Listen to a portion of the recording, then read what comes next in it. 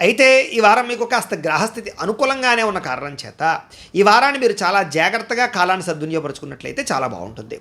ముఖ్యంగా ఇంట్లో ఏదైనా సమస్యలున్నా, కుటుంబ సమస్యలున్నా, భార్యాభర్తల మధ్య సమస్యలున్నా, లేదా కుటుంబంలో ఏదైనా ఆస్తి వివాదాలున్నా, అన్నదమ్ములతోటి అక్కచెల్లెలతోటి వివాదాలున్నా, ఎటువంటి వివాదాలైనా ఎటువంటి సమస్యలైనా సరే కూర్చుని మాట్లాడుకున్నట్లయితే కనుక పరిష్కారాలు అవుతాయి.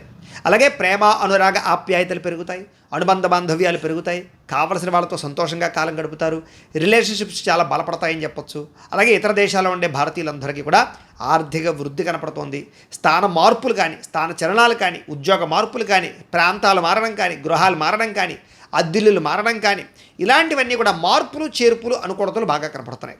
కాబట్టి గట్టిగా ప్రయత్నాలు చేయొచ్చు. ఈ వారం అంతా కూడా అనేక రంగాలలో అభివృద్ధి కనపడుతోంది. అలాగే కుటుంబంతో కలిపి ప్రయాణాలు చేయడం కానీ, విందు వినోదాల్లో పాల్గొనడం కానీ, శుభకార్యాల్లో పాల్గొనడం కానీ జరిగే అవకాశాలు ఉన్నాయి. వివాహాది శుభకార్యాల కోసం ఎవరైతే ఎదురు చూస్తున్నారో, పెళ్ళి అవ్వక ఇబ్బంది పడుతున్నారో అలాంటి వాళ్ళకి పెళ్ళిళ్ళు కుదరడం కానీ లేదా అనుకూలతలు కానీ కనపడుతూ ఉన్నాయి.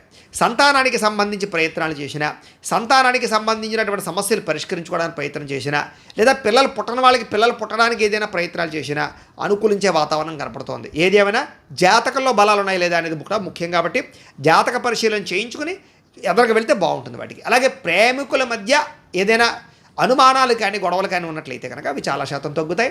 లేదా వివాహాలు అవ్వక ప్రేమికులు ఇబ్బంది పడుతున్నా, పెద్దవాళ్ళు ఒప్పుకోకపోయినా, లేదా మీ ఇద్దరి మధ్య ఏదైనా తగాదాలు దూరం అయిపోయినా, బ్రేకప్స్ జరిగిన అలాంటి ప్రేమికుల మధ్య మళ్ళీ తిరిగి ప్రేమ పుడుతుంది, కలుసుకుంటారని చెప్పొచ్చు. గొడవలు తగ్గుతాయి, వివాహాల కోసం ప్రయత్నాలు ఫలిస్తాయి.